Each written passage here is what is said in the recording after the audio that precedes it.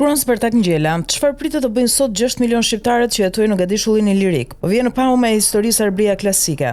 Në historinë e një populli etnik vjen gjithmonë një çast historik kur në jetën e tij etnia dhe kombi bëhen një. Sot etnia shqiptare e ndarë në 3 shtete, në Shqipëri, në Kosovë dhe në Maqedoninë e Veriut tani është bërë një.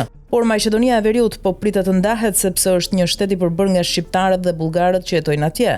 Është e ditur tashmë në histori si një fakt i vërtet historik se shqiptarët janë autoktonët e Gadishullit Ilirik, kurse ardhmja po shkon drejt ndarjes dhe bashkimeve të tjera. Shqiptarët e Maqedonisë së Veriut po pritet të bashkohen me Kosovën dhe bullgarët e Maqedonisë së Veriut do të bashkohen me Bullgarinë. Dhe nuk duhet të harrojmë që shqiptarët sot në Maqedoninë e Veriut janë mbi 1 milion dhe slavët në 2 shekuj rresht nuk u japin të drejtën e shpalljes së numrit të tyre real si etni shqiptare, por që vetë shqiptarët sigurisht që e din. Dhe koha sigurisht që do t'i ndihmojë shqiptarët, sepse në Gadishullin Ilirik kjo e sotmja tani dihet që është koha e shqiptarëve. Dhe kjo kohë pas ndarjes së Maqedonisë së Veriut që po duket se po vjen, do të ecë drejt krijimit formues të 3 shteteve shqiptare, Shqipëria, Kosova dhe Maqedonia e Veriut. Por pikërisht për këtë arsye kjo kohë po kuptohet që po ecën brenda kohës së bashkimit të shqiptarisë, kurse ndarja e Maqedonisë së Veriut midis Bullgarisë dhe Kosovës është sot një çështje e ngritur tashmë, por ende nuk po e merr sakt qëndrimin e përkrahjes ndërkombëtare. Në këtë kohë pikërisht për këtë fakt po kuptohet që slavët dhe grekët janë në tension për vijimin e kësaj çështje, sepse në këtë bashkim pan shqiptar janë edhe çamëria dhe epiri shqiptar, kurse tani koha e shqiptarisë është në një evolucion kombëtar që po ngrihet për ditë si vale bashkimit,